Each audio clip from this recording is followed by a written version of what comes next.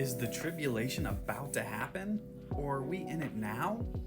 There's actually a couple of different popular views on this, stating that a rapture is going to take place either before, during, or after the 7-year tribulation period.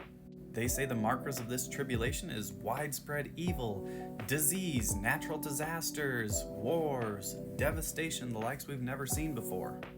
This sounds pretty horrible, right? And you may be looking around thinking, yeah, we may be getting close to that day.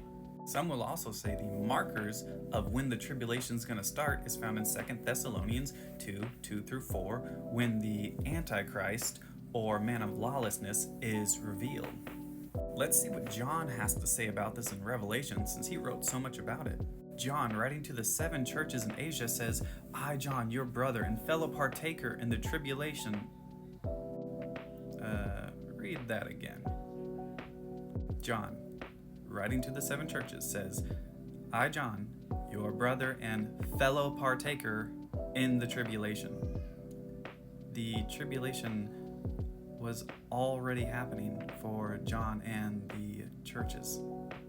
They were already experiencing this 7-year period of tribulation 2,000 years ago. So how does this now change from John in his day to us 2,000 years in the future? Spoiler, it's not. I'm going to give you 3 different reasons why the tribulation is not in our future and is in fact in our past. Hold the comments, let me get through these 3, and then if you have any more questions, maybe you can ask them then. Number 1, the tribulation was happening in John's day. Scholars claim that the book of Revelation was written 90 to 95 AD, so if it was, then obviously it couldn't be referring to something that happened before that time, right? Well, the people that are determining when this book was written aren't using the evidence from the book itself to determine it. They're using outside sources, or they just guess, or they intentionally put it at 90, 95 AD because of the implications of putting it before. And if you guys don't know what happened in 70 AD, I'd encourage you to look it up. If we use the Bible to actually determine when the book of Revelation was written, it actually gives us a couple of different timing indicators inside it. I think the strongest indicator is actually found in Revelation 17:10, when it says, and there are 7 kings, 5 have fallen, 1 is, and the other has yet to come, and when he comes, he must remain a little while. So even scholars, commentators agree this is talking about the emperors of Rome. So they're talking about 7 kings, 5 dead already, 1 is currently there, so that's the 6th king, and there's 1, the 7th, that's going to be there for a short little while. So if we look at who the Roman emperors were, starting with Julius Caesar, the first true Roman emperor, this is what we come up with.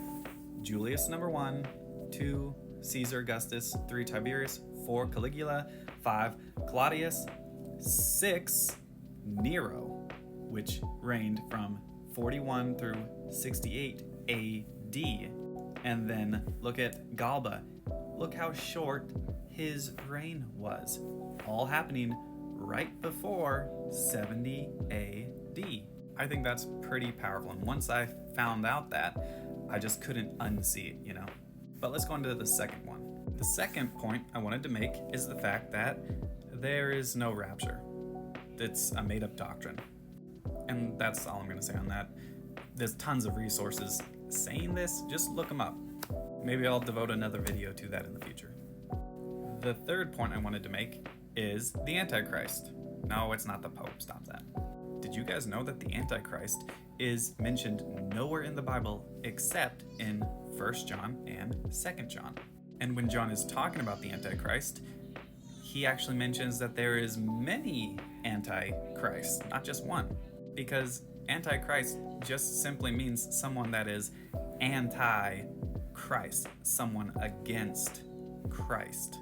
So the bottom line is, are we in the tribulation now? The answer is no. Or is the tribulation about to happen? Well, the answer is still no, because it already did 2,000 years ago. Hey, and it's okay if you guys don't actually understand how all this stuff could have happened, that's okay. You don't have to know everything about the Bible immediately or understand everything about the Bible immediately. That's why people study the Bible for years.